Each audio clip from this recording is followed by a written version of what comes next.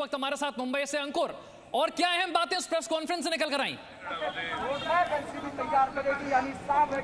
देखिए, जो सबसे बड़ी बात है वो ये निकल के आई है कि रिया चक्रवर्ती उन लोगों में शामिल है जिनको आने वाले दिनों में उन्होंने साफ तौर पे कहा कि कब बुलाया जाएगा ये स्पेसिफिकली मैं नहीं बता पाऊंगा, ये हमारी इन्वेस्टिगेशन का हिस्सा होगा। लेकिन रिया चक्रवर्ती यकीनन तौर पर इस जांच का अब हिस्सा बनने जा रही हैं। ये बात आज बिल्कुल क्लियर हो गई है। जो कयास लगाए जा रहे थे बिल्कुल उनको आप हटाते हुए इस पिक्चर को पूरा क्लियर कर दिया गया है कि रिया चक्रवर्ती को एनसीबी की ड्रग्स कार्टेल से जुड़ी हुई पूरी की पूरी जांच का हिस्सा बनना होगा। और जहां तक बात है शौविक चक्रवर्ती की और सैमुअल मिरांडा की, इनको 9 सितंबर तक यानी 4 दिन इनकी एनसीबी की रिमांड रहेगी। जो 2 और आरोपी इस मामले में हैं, जैद और अब्दुल बासित, इन दोनों की भी 9 सितंबर तक ही ये पूरी की पूरी रिमांड है एनसीबी की। यानी इसका मतलब यह है कि जैद को, अब्दुल बासित को, शौविक को और मिरांडा को आपस में बिठाकर कन्फ्रंट किया जाना है। इसके अलावा इसी जांच का हिस्सा आने वाले 4 दिनों में रिया चक्रवर्ती भी बनेंगी, उनको भी इसमें शामिल किया जाएगा। 1-2 नाम और हैं, फिलहाल खुलासा नहीं करना चाहते थे, लेकिन रिया चक्रवर्ती के नाम पे उन्होंने बिल्कुल क्लियरिटी दी है। यकीनन तौर पर रिया चक्रवर्ती को इस कन्फ्रंटेशन का, इस जांच का हिस्सा बनाया जाएगा। ठीक है, जो अहम बात अंकुर बता रहे हैं रिया को लेकर, क्या एनसीबी की प्रेस कॉन्फ्रेंस में रिया को लेकर कहा गया, जरा ये भी सुनिए। देखिए मैडम, वो इन्वेस्टिगेशन का विषय है और इन्वेस्टिगेशन जैसे जैसे आगे बढ़ेगी, जो जो कड़िया है, हम अपने पीपी को साथ में रखें, यानी पब्लिक प्रोसिक्यूटर से एविडेंस को डिस्कस कर रहे हैं, ठोस और ठोक बजा के आगे बढ़ रहे हैं, और जो भी अगर इसमें जिम्मेदार पाया जाएगा तो उसको अंकुर, जब एनसीबी कह रही है कि हम कड़ियों को जोड़ रहे हैं, तो कड़ियां जब जुड़ेंगी तो वो रिया तक भी पहुंचेंगी। नहीं, रिया तक तो बिल्कुल जा रही हैं, रिया तक यकीनन जा रही हैं, तभी तो रिया को इस पूरे के पूरे कन्फ्रंटेशन का हिस्सा बनाया जाना तय हुआ है। और एनसीबी के जो बड़े अधिकारी हैं बाकी नाम पर क्लियरिटी नहीं देने के लिए तैयार हैं, लेकिन रिया के नाम पर उन्होंने बिल्कुल साफ तौर पे कहा है कि यकीनन तौर पर रिया को अब इस जांच का हिस्सा बनना होगा। आने वाले दिनों में वो कब बनना होगा ये उनके ऊपर आधारित कार्यक्रम है। हो सकता है आज शाम, क्या आज समन भेजा जा सकता है एनसीबी की तरफ से, कल शाम तक जाए, लेकिन अब देखिए फिलहाल इस बात पे क्लियरिटी नहीं है विशाल। इस बात को क्लियर होने में थोड़ा वक्त और लगेगा, क्योंकि रिमांड जैसे ही शुरू हुई है, जो चारों अपराधी हैं इस वक्त इसी ऑफिस के ऊपर बैठे हुए हैं, उनके साथ अब यहां पर कन्फ्रंटेशन शुरू हो जाएगा। अलग अलग जांच के अलावा आपस में बिठाकर एक दूसरे के सामने कन्फ्रंट कराया जाना है, क्योंकि कई मुद्दों पर एक दूसरे के सामने क्लियरिटी होगी। इसी में पूरा जो ड्रग्स का सिंडिकेट है वो डिस्क्लोज होगा, वो बस्ट होगा, और उसमें रिया की क्या एक भूमिका है, क्या उसमें मेजर रोल है, ये भी क्लियर इसके बाद ये होगा। और यकीनन तौर पर आने वाले कुछ घंटे या आने वाले कुछ दिनों में रिया इसी ऑफिस के अंदर इस कन्फ्रंटेशन का हिस्सा बनती हुई नजर आने वाली हैं। ये बात बिल्कुल साफ हो चुकी है। अंकुर, आज जो अदालत ने रिमांड दी है 9 सितंबर तक के लिए, कहीं ना कहीं ये साबित करता है कि एनसीबी ने जिस आधार पर केस दर्ज किया, जो सबूत पेश किए, उसे अदालत मानती है। ड्रग्स कनेक्शन से बिल्कुल इनकार नहीं किया जा सकता। आज के अदालत के रिमांड देने से यह साबित हो गया। विशाल, मैं आपको थोड़ा आर्गुमेंट के हिस्से में लेके चलूंगा। जब आर्गुमेंट हो रहे थे अदालत में, तो सतीश मान शिंदे वो वकील हैं जो कि रिप्रेजेंट कर रहे थे शौविक चक्रवर्ती को। उन्होंने अपनी तरफ से साफ तौर पे कहा कि जो जितने भी सेक्शंस लगाए गए हैं, मैं सेक्शंस आपको एक बार बता देता हूं। एनडीपीसी एक्ट के सेक्शन 20B, 22, 27, 28, 29 ये तमाम सेक्शंस लगाए गए हैं। और सतीश मान शिंदे जो वकील हैं बचाव पक्ष के, उन्होंने अपनी तरफ से कहा कि ये तमाम जो सेक्शंस हैं वो बेलेबल हैं।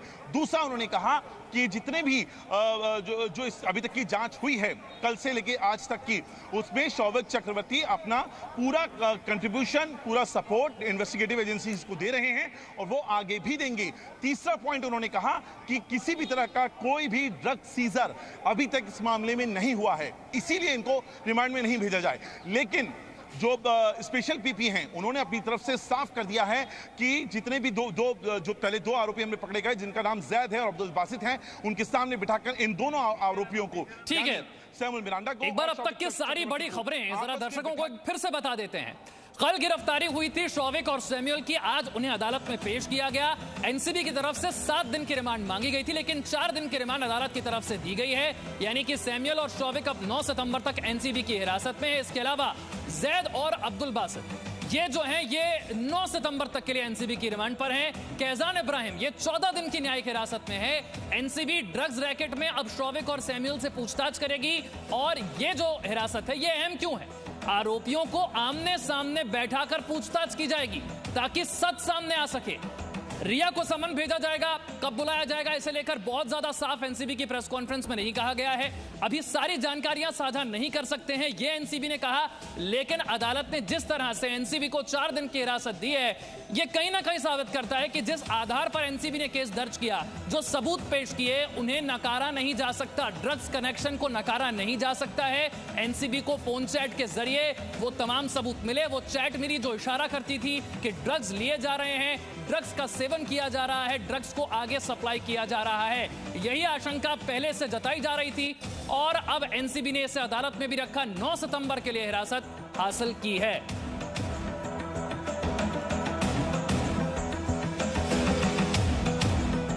तो अब सभी आरोपियों को आमने सामने बैठाकर पूछताछ की जाएगी। ये देखिए कौन कब तक हिरासत में। रिया की बारी क्या अगली है ये समझिए। शौविक चक्रवर्ती 9 सितंबर, सैमुअल मिरांडा 9 सितंबर, इन दोनों की गिरफ्तारी कल हो गई थी, ये हमने आपको सबसे पहले बताया था। इसके अलावा जैद विलात्रा ये भी 9 सितंबर, बासित परियार इसे भी 9 सितंबर तक के लिए हिरासत में भेज दिया गया है। कैजान इब्राहिम ये 19 सितंबर तक हिरासत में रहेगा। अब हिरासत में क्या होगा, सच कैसे सामने आएगा, हिरासत में आमने सामने बैठाकर पूछताछ कैसे होगी, जरा ये समझते हैं अंकुर से। अंकुर विशाल, पहले इस पूरे सिनारियो को समझाने के लिए मैं आपको एक चीज समझाता हूं, क्योंकि जिस तरह का जो एक शिकायत होती है, जो जैसे एफआईआर पुलिस लिखती है वैसे एफआईआर तो नहीं लिखती है एनसीबी, उनका फॉर्मेट दूसरा होता है, लेकिन उसमें पॉइंटर्स होते हैं। 8वें नंबर का पॉइंटर है इस वक्त जो सबसे ज्यादा इंपॉर्टेंट है। वो पॉइंटर कहता है कि रिया चक्रवर्ती के फोन को क्लोन किया गया और उस क्लोन से जो मैसेजेस को रिट्रीव किया गया, उसके बाद पूरी की पूरी जो कहानी है वो निकल कर आई है। ड्रग्स सीज नहीं हुई है, जैसा सतीश पानशिंदे जो डिफेंस लॉयर हैं उन्होंने कोर्ट में रखा है, यकीनन तौर पे कोई ड्रग्स सीज नहीं हुआ। ये जो आरोपी हैं, चाहे रिया चक्रवर्ती हो, सैमुअल मिरांडा हो, शौविक चक्रवर्ती हो, लेकिन इलेक्ट्रॉनिक एविडेंस बहुत हद तक इंपॉर्टेंट हो जाते हैं, जिनमें सीडीआर, कॉल डिटेल रिपोर्ट्स होती हैं, जिसके अंदर चैट्स का पूरा एक पूरी श्रृंखला है, ये इंपॉर्टेंट हो जाता है। और इसके अंदर वो जो थ्योरी है ड्रग्स की परचेज की, ड्रग्स की बिकवाली की, सेलिंग की, उसके कंजम्पशन की, उसके ट्रांसपोर्टेशन की, वो पूरी थ्योरी और उसके बीच में जो मनी ट्रेल है वो पूरा का पूरा सेट होता हुआ नजर आ रहा है। आपको एक इंपॉर्टेंट पॉइंट और मैं बता देता हूं दर्शकों की जानकारी के लिए कि शौविक चक्रवर्ती को भी ग्रिल इसलिए किया जा रहा है क्योंकि ड्रग्स तो उनके पास नहीं मिली, लेकिन उन्होंने जो माना है कि ड्रग्स ली है, तो क्या इससे वो मार्केट में प्रॉफिट के हिसाब से भी इस्तेमाल कर रहे थे। एक सबसे बड़ा पॉइंट, क्या शौविक चक्रवर्ती मार्केट प्रॉफिट के हिसाब से जो ड्रग्स को खरीदते थे उसको आगे बॉलीवुड की पार्टीज में सप्लाई करने का काम करते थे या नहीं करते थे, अपने बॉलीवुड कनेक्शंस को यूज कर पहला। दूसरा, क्या जो सुशांत सिंह राजपूत को अगर ड्रग्स दी भी जा रही थी तो क्या उनसे जो कीमत है वो बहुत ज्यादा वसूली जा रही थी। ऐसे तमाम पॉइंट्स होंगे जहां पर जाकर अब पूरी की पूरी इन्वेस्टिगेशन का आधार तैयार होना है, क्योंकि ये अब एक क्रिमिनल कॉन्स्पिरेसी के तौर पर ये आता हुआ दिखाई दे रहा है। अंकुर, अगर चैट के आधार पर यह कार्रवाई हुई है तो हमने लगातार दिखाया उस चैट का हिस्सा तो रिया भी थी, वो जितने ग्रुप थे, जितनी बातें हो रही थी उसका हिस्सा तो रिया भी थी।